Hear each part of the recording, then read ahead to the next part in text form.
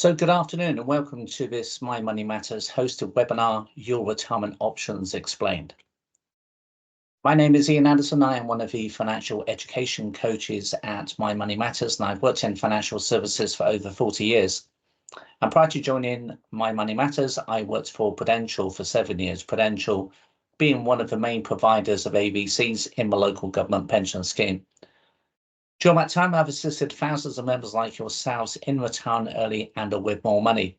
And today I'm going to give you an overview of some of the key benefits that you have by being a member of a local government pension scheme, how you can enhance those benefits further, and also some of the choices that you have to make when you come to retirement. Please note this webinar is for educational purposes only. It doesn't constitute financial advice in any way. The information that I'll run through this afternoon is based on our current understanding of taxation, legislation and scheme rules. Levels, bases, relief from taxation are subject to change and also treated on an individual basis. In respect of fund values from the providers, remember that as investment funds can go down as well as up, and past performance of those funds should never be seen as an indicator of how they may perform in the future. Now, as the webinar is recorded for training and compliance purposes, it also means that if there's anything you want to cover or maybe want to run through again, you can always download a recording of the webinar after it ends. As we go through this afternoon's webinar, if you want to ask any questions, you can do so by making use of the Q&A feature that you'll see at the top right of your screen.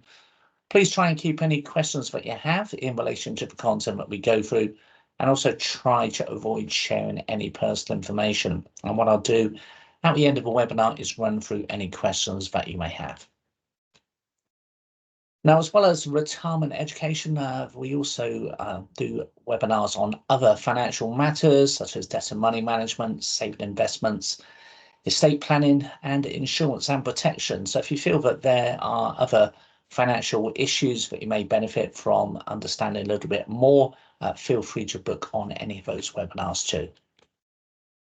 So what are we going to be looking at this afternoon? Well, first of all, I'm going to give you an overview of some of the key benefits of your local government pension scheme, and also how your pension is calculated based on your service within the scheme. Now, as good as your local government pension scheme is, there are always those opportunities to enhance those benefits further. But what are they and what do they actually mean? We'll also have a look in more detail one of those options, the unique opportunity that you have available to you, the shared cost AVC, and how it's an extremely tax efficient way of making additional money available for that key chapter of your life. When you get to retirement, what decisions and options do you have? And I'll run through those different options. Obviously, if your retirement is somewhere from a distance, it's not something necessarily have to worry too much about at the moment. But if you're approaching retirement or it's on the horizon, what decisions do you have? I'll then explain how you can see that you can make a difference to your retirement. And finally, if you're not currently making any additional provisions for your retirement, how do you make that next step? Very straightforward indeed, and I'll explain what that looks like. So let's start by taking a look at your local government pension scheme itself. A very good pension scheme, as I said, has a number of key benefits just purely by being a member of it. So first of all, is a secure pension scheme, so you don't have to worry that your pension isn't going to be paid to you when you retire. That pension will be paid for life. It will also be index linked.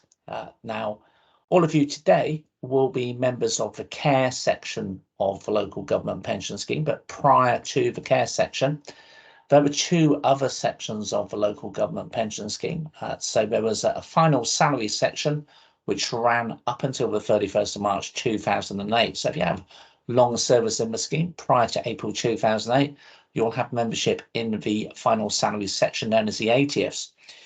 Now, how this section of the scheme works is for every year's membership, 1/80th of the final salary when you retire will be banked as pensionable income.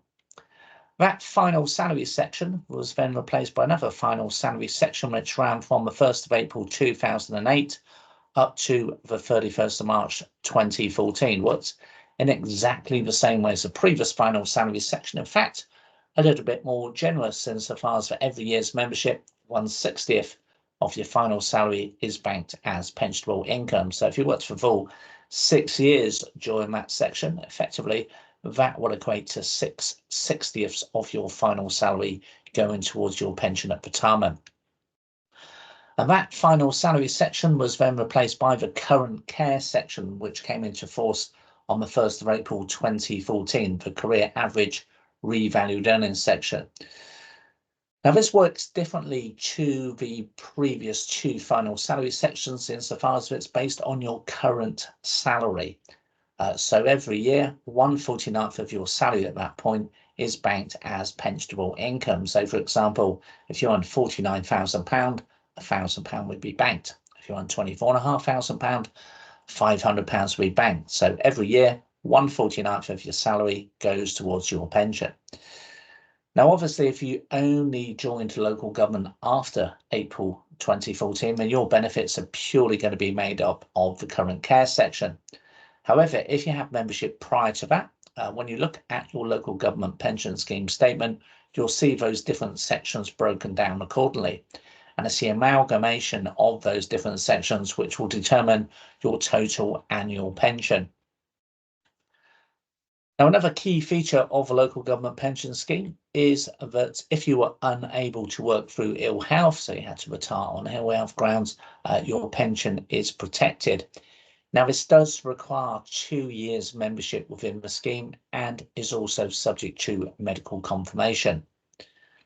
On a slightly more somber note, if you were unfortunate to pass away, a death grant of 3 times your salary is paid to your nominated beneficiary. So again, it's always important to ensure that you have an up-to-date nomination form. So if you've been in local government quite a while and can't remember who's on it, you might just want to double check just in case maybe you're not as friendly with that person as maybe you were 20 years ago. In addition to that death grant, there is also a survivor's pension of up to 50% of your pension, and also that is paid to your spouse, cohabiting or civil partner, and in certain circumstances, eligible children too. And most of you have long service in the scheme, so if you have service in that 80th final salary section before April 2008, then the good news for you, as well as receiving a pension, you'll also receive an automatic tax-free lump sum on top of the pension too. So when you look at all those benefits, you can see it's a really great scheme. And if you want more information on any of those particular benefits, or maybe your local government pension scheme in general anyway, you can obviously go to your main LGPS members website and get more information there. But what is your pension for? So the pension that you're building up will effectively is going to be the income that's going to fund your lifestyle when you decide to retire. So whilst you're working, effectively you are being paid through your salary, and that's what effectively you live off. And while you're working, you're saving into a pension, and that's building up a pot of money that effectively you're going to live off when you retire. So effectively, the pension will substitute for your salary when that time comes. But for most of us, that pension is not enough because it's only a percentage of what we're currently receiving. So that's why it's really important to ensure that you have sufficient income for that key time of your life. Now, according to a recent survey by Which magazine, they determined that to lead a comfortable retirement, an individual would need a pension of around £19,000 a year. So that's effectively paying life's essentials, maybe go on a holiday once a year, maybe replacing a car every 5 years. So not necessarily living a Dolce Vita lifestyle, but managing okay. And for a couple, that increases to £28,000 a year. That's also worth pointing out that when the current care section of the local government pension scheme came in, the goalposts moved in terms of when you could take your local government pension without any reduction to it. So effectively it changed from 65 to 65 or your state pension age, whichever is a higher of the two. So for some of you that may be 66, it may be 67, or maybe even 68, meaning effectively that you're going to have to work longer if you don't want to incur that reduction to your salary. Now, most people generally want to retire before that normal pension age, particularly as it's only going up. So it's worth remembering when you're looking at that required income for your retirement, two things. First of all, you can't take your state pension age any earlier. So that will be 67 or 68 or whatever it may be. And if you retire before that time, then your local government pension is going to be reduced. So don't necessarily think that if you look at your statement, that the figure on the statement is going to be applicable anytime you decide to retire. It will be reduced if you go early. So that's why it's really important to ensure you have sufficient income and look at ways that you can enhance your retirement income. So what options do you have? Well, one of the options you have is additional pension contributions, whereby you are purchasing more main local government pension. Now, you have two ways of purchasing that additional pension. You can purchase it by way of a lump sum, or you can make the repayment for the purchase of that additional pension through your salary over a set period of time. Now, if you purchase it by way of a lump sum, any tax relief you'll claim back via HMRC. Obviously, if you make the payments each month through your salary, that tax relief will be done automatically. Now, you can purchase a maximum of £7,579 of annual pension. Now, the cost of that additional pension is going to depend on a number of factors. It's going to depend on your sex, your age, and how long it's going to be between now and retirement. Generally, the shorter the repayment period, the higher those repayments will be. Now, there is a calculator on your local government pension portal where you can ascertain what that potential cost may be. It's also worth pointing out that if you make the repayments through your salary, that is a contractual amount that you're going to have to pay. So if there's a sudden expense that comes up and you can't make that payment, effectively the contract will be cancelled. You've just accrued what you built up to that point. So you don't have a lot of flexibility in terms of changing that amount. It's also worth pointing out that if you are unfortunate to pass away before retirement, any additional pension that you'd purchased up to that point would die with you. It would not go to your nominated beneficiary. So again, a key factor. On average, you would have to live around 14, 15 years into retirement to recoup the outlay of additional pension contributions. So it doesn't tend to be a huge uptake as a means of boosting your retirement income because it tends to be quite expensive.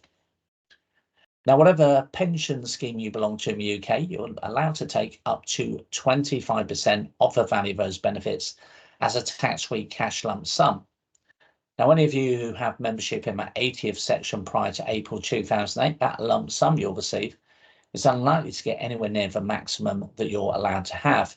So how to get more tax-free cash? Well, you do have the option at retirement to exchange some of your pension for tax-free cash. Now, the way it works in local government is on an exchange rate of 1 to 12. Again, there is a calculator on your main LGPS portal. So effectively, you will see on your local government pension scheme statement what your benefits are projected to be based on your service within the scheme. And you'll also see an option whereby you can take a maximum 25% tax-free cash instead. Now, I understand why people's eyes might light up when they see that 25% tax-free lump sum. After all, when do you get that opportunity to take that figure? However, remember that you are giving up valuable index-linked pension to achieve that goal. And that index-linked pension is very valuable over time. So don't forget that if you look at that 25% maximum lump sum from the council, you'll see that your pension has been reduced quite significantly. And if, again, you want to retire before your normal pension age, you'd already taken a reduction on that. So is there an option whereby you can effectively have the best of both worlds, take as much pension as you possibly can and as much tax-free cash as you can? Well, that option may be the employee benefit that you have at your disposal, namely the shared cost AVC. So what the shared cost AVC is doing is building up a pot of money that you can potentially take back completely tax-free at retirement. That also in itself is unique in public sector pensions, because if you're a member of a teacher's pension scheme or NHS, for example, you wouldn't have the option to take it all back tax-free. Now, there are a couple of caveats to taking the AVC tax-free, one being that you take it at the same time as you take your local government pension. And there's also a limit to how much tax-free cash you can take. If you don't know what that limit is, don't necessarily worry too much about that. It's something which we can always help you ascertain. It's also worth pointing out that you can't take the maximum tax-free cash amount from the local government pension scheme and take the AVC tax-free as well, because the AVC also forms part of that maximum 25%. Now, a key feature of the local government pension AVC is the fact that you have flexibility at all times. So unlike additional pension contributions, whereby it's a fixed amount you're going to have to pay every month, you can adjust for contributions into the AVC up or down anytime you like. So if your washing machine pats up 1 week and you need to go down to Currys or web to get a new one, you can reduce your contributions down, go and get your new washing machine and pick them up the following month. It really is that flexible and straightforward. Now, whilst all local government members paying into the local government pension scheme have the option of paying additional voluntary contributions to boost their income in retirement, not every local government employer offers additional voluntary contributions on a shared cost basis. So the fact that your employer does is great news for you, because what it means is not only do you get tax relief on your contributions as you would with a standard AVC, but also save on national insurance contributions too. Effectively a double tax break. It doesn't really get much better than that. Let's look at an example just to demonstrate the potential savings that you can make through the shared cost AVC. So if you want to pay £250 a month into a shared cost AVC and you're a basic rate taxpayer, what will that actually cost you from your take-home pay? It would actually cost you just over £180 from your take-home pay. So that saving of nearly £70 a month is purely from the tax and national insurance contribution savings that you make. So you can see that is a really fantastic opportunity to save in an extremely tax efficient way. And effectively, turning that £180 into 250 needs a return of nearly 39%. So when you compare that to other forms of savings, such as a Building Society account or an ISA, for example, you can see it compares very favourably indeed. Yes, you could access either of those other options anytime you like with the AVC. The earliest you would currently be able to do so would be from the age of 55. However, remember, this isn't putting money aside and saving for next year's holiday. This is putting money towards hopefully the longest and most enjoyable holiday of your life, your retirement. Let's demonstrate this a little bit further. So let me introduce you to Joe. So Joe earns £30,000 a year. He's a basic rate taxpayer, currently not making any additional provisions for his retirement. The only amount effectively going towards his retirement is what he is paying into his local government pension scheme itself, which is based on a percentage of his salary. And you see for Joe on his payslip, that amounts to £162.50 a month. You'll see that Joe is paying £258 in tax and also a sizable amount in national insurance too, of over £116, leaving his take-home pay at the end of the month just over £1,963. Now, Joe realises that the years seem to tick by a little bit faster every year. Before he knows it, retirement will be tapping him on the shoulder, and when he turns around, we'll be staring him straight in the face. So what he then decides to do is to pay £250 a month into a shared cost AVC. And as a result, his payslip then looks like this. Now, you'll note that Joe's gross monthly pay has gone down from £2,500 to £2,251. Now, if you think, well, is that going to impact any future pay rises for Joe? Is it going to damage his local government pension? The answer to that is no, it will do neither. So for any future pay rises, Joe's employer will still use the pre-sacrifice salary, also known as a notional salary of £30,000 for that purpose. And in respect of Joe's local government pension, you see the amount going into the local government pension scheme is completely unchanged, £162.50. It won't even have any impact on any final salary benefits that Joe may have, or indeed his state pension. Now, the nature of the shared cost AVC means that the contributions need to be made on a shared or joint basis. So Joe needs to make a nominal contribution of £1 a month. On that pound, he'll receive tax relief. On his behalf, his employer will fall with £249 that he sacrificed, and on that £249, he'll receive both tax relief and national insurance savings. So his total contribution into the AVC, £250. You'll see that he's paying £50 less in tax and nearly £20 less in national insurance too, leaving his take-home pay just over £1,783. So again, just to confirm, Joe's £250 only costing him just over 180. That saving of nearly £70 purely from a tax and national insurance contribution savings that he's made. I think the figures there really speak for themselves. So how does the shared cost ABC work? Well, the only way that you can pay into it is through your salary each month. You have no other means of doing so. So you can't do a bank transfer, you can't write a check. It has to go through your salary. So every payday between now and when you're looking to retire is an opportunity to not only make those savings on tax and national insurance, but build up that pot of money. And remember, you have that peace of mind that you can amend that anytime. So anything effectively from £2 a month up to whatever keeps your salary above the national living wage. So if you're thinking, well, I really need to start soon, but I haven't got a great deal of affordability at the moment, just remember that you can set it up at as little as £2 a month. And down the line, when your financial situation changes, just simply amend it. Sometimes it's very easy just to strike while the iron is hot and make that decision, and then have that peace of mind that you can amend that contribution later on. Now, the money that you pay into the ABC is then invested. So the idea, as well as getting that tax and national insurance saving, you also get some investment growth and your money does not stagnate. Now, the company responsible for investing that money will depend on your employer. The vast majority of it will be Prudential.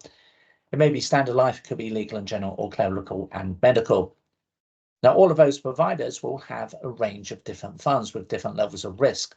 So again, you have complete control over where that money is invested. So you can choose to take as much or as little risk as you like.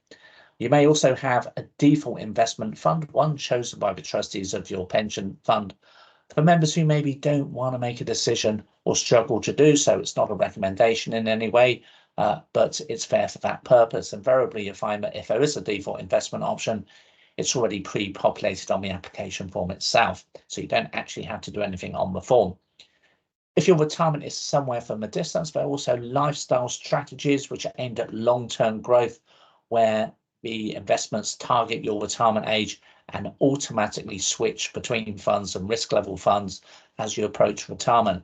So again, you have complete control. You can take as much or as little risk as you like. You can change those anytime. You can split it across different funds and different risk levels. The only charges that effectively you're going to pay with the shared cost ABC are the annual management charges to the providers, which are typically between 0.55 and slightly in excess of 1%. Now, that control continues to the point of retirement. So you could use the money that you build up within the ABC as the means to give yourself further income in retirement by way of an annuity, for example, or purchasing more local government pension. However, remember, you have this unique option, which is only available in public sector pensions in local government, is the option to take the whole amount back tax-free and do what you like with that money, whether that's traveling around the world, buying a new car. It's entirely down to you. So looking ahead to retirement, what options do you have?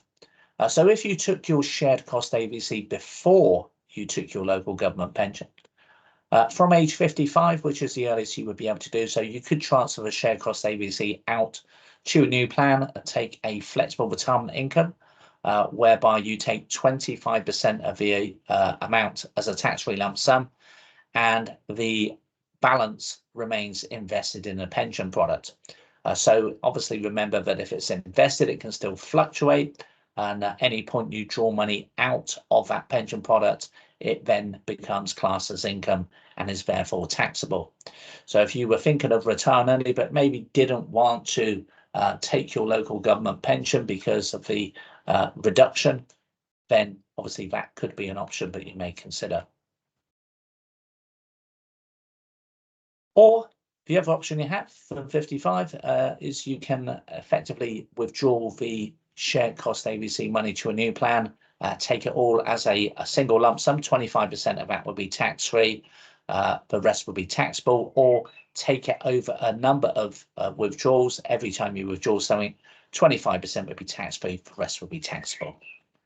But what most people want to do is take the AVC at the same time as your local government pension scheme benefits, because it gives you that option of taking the whole amount back tax-free up to a certain limit. So what you might decide to do with that money is take it and use that money to maybe purchase more local government pension or annuity, as I say, but you've got an option just to take it all as cash, do what you like with that money.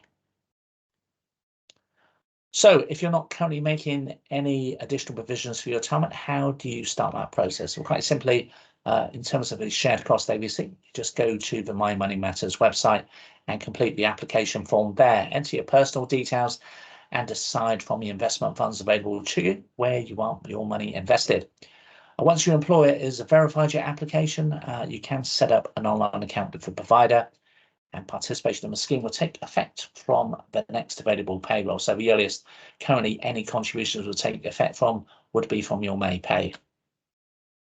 If you're already making AVCs, or once you establish your AVC, as I said, it's very easy to amend. Just log into the account, head to the My Shared Cost AVC page and simply enter the new amount. It really is about straightforward. And again, once that has been verified, that will take effect from the next available payroll.